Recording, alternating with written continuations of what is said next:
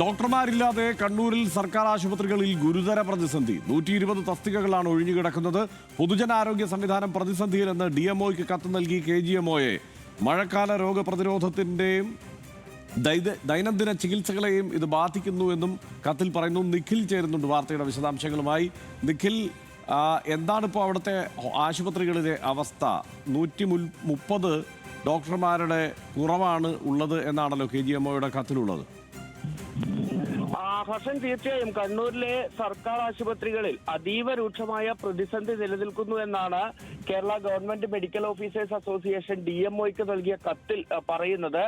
അതിൽ താലൂക്ക് ആശുപത്രികൾ, PHCകൾ, FHCകൾ, ഒപ്പം മാങ്ങാട്ടുപറമ്പിൽ പ്രവർത്തിക്കുന്ന വുമൺ ആൻഡ് ചൈൽഡ് ഹോസ്പിറ്റൽ എന്നിവിടങ്ങളിലെല്ലാം തന്നെ ഇത്തരത്തിൽ ഈ ഡോക്ടർമാരുടെ കുറവ് വലിയ പ്രതിസന്ധിയാകുന്നു.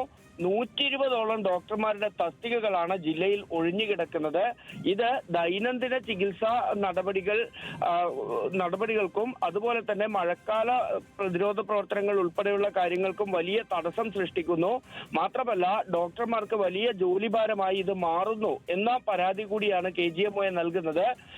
പ്രധാനമായും ഇരിട്ടി, കൂത്തുപറമ്പ്, പേരാവൂർ, ഇരിക്കൂർ, പെരിങ്ങോം തുടങ്ങിയ താലൂക്ക് ആശുപത്രികളെ ഈ ഡോക്ടറില്ലാത്ത അവസ്ഥ ബാധിച്ചിട്ടുണ്ട്.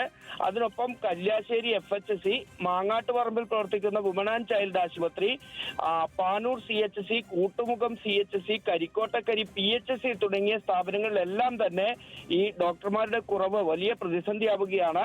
ജനറൽ സ്പെഷ്യാലിറ്റി കേഡറുകളിലായി നിരവധി തസ്തികകളാണ് ജില്ലയിൽ ഇത്തരത്തിൽ ഒഴിഞ്ഞുകിടക്കുന്നത്. ഇനിയും കൃത്യമായ ഇടപെടൽ സർക്കാരിന്റെ ഭാഗത്ത് നിന്ന് ഉണ്ടാകുന്നില്ല എങ്കിൽ അതിരൂക്ഷമായ അവസ്ഥയിലേക്കാണ് ജില്ലയിലെ സർക്കാർ ആശുപത്രികളുടെ പ്രവർത്തനം ബാധിക്കാൻ പോകുന്നത് എന്നുകൂടി ഓർമ്മപ്പെടുത്തുന്നുണ്ട് KGMOയെ. നിഖിലാണ് വിവരങ്ങൾ നൽകിയത്.